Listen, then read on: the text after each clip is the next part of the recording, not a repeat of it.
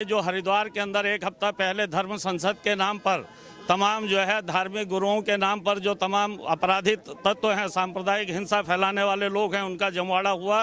ये न सिर्फ हरिद्वार में हुआ बल्कि जो है हमने देखा कि ये छत्तीसगढ़ में भी हुआ। ये हमने देखा कि जो है एक चर्च पर यहाँ अम्बाला में जो है रात को हमला किया गया है।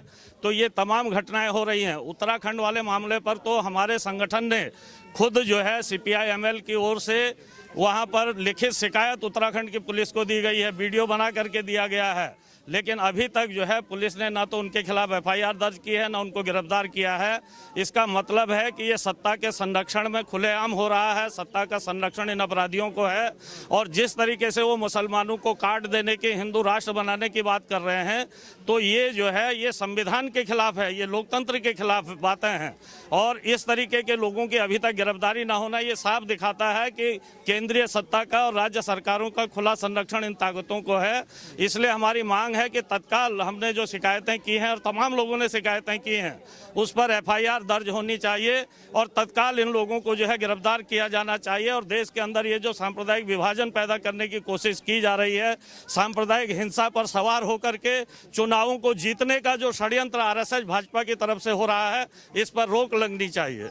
आपको क्यों लगता है इसके पीछे क्या कोई वजह हो सकती है जिस तरीके से भड़काऊ बयान किया जा रहा है कि हाथों में तलवार?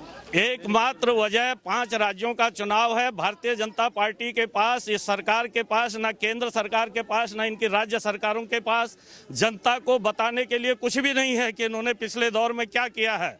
और जब इनके पास जनता को बताने के लिए कुछ नहीं है तो इनके पास एक ही हथियार है चुनाव जीतने का, वो सांप्रदायिक विभाजन की राजनीति है। और उसी को ये खुलेआम खेलने पर जो है अब उतर आए हैं। अच्छा, कह रहे हैं कि हिंदुत्व पे जब भी खतरा होगा तो हमें हाथों में इस तरीके से उठाना पड़ेगा। क्या लगता है वाकई में हिंदुत्व पे खतरा है जो इस तरीके से बयानबाजी की जा रही है? हिंदुत्व पर कोई खतरा नहीं है। खतरा तो दरअसल में जो है इनकी राजनीति पर है। इन्होंने जो लोगों से झूठ बोल करके, लोगों को जो बहला करके इन्होंने सत्ता हासिल की थी, आज जनता का मोह भंग इनसे हो गया है। इनके खिलाफ पूरी जनता खड़ी है। इसलिए ये फिर से जनता को सांप्रदायिक जो है रंग में रंगना चाहती है। लेकिन देश की जनता सचेत है। और हमारे जो किसान आंदोलन ने, अभी हाल में जो किसान आंदोलन था, उस किसान आंदोलन ने एक नई जो है स्थितियां देश के अंदर बना दी हैं।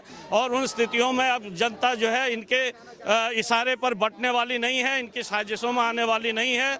इनकी सांप्रदायिक साजिशों को हम बेनकाब कर रहे हैं। इसके खिलाफ हम जो है लड़ने के लिए हैं।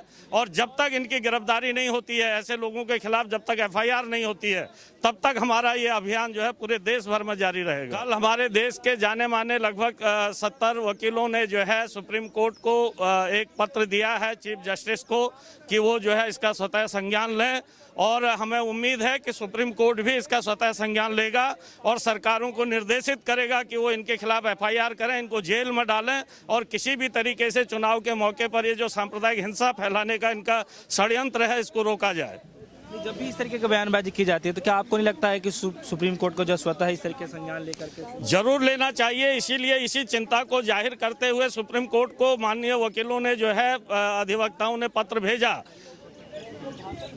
अच्छा, अश्विनी उपाध्याय जो हैं वो पहले भी चर्चा में रह चुके हैं इस तरीके की बयानबाजी करते हुए।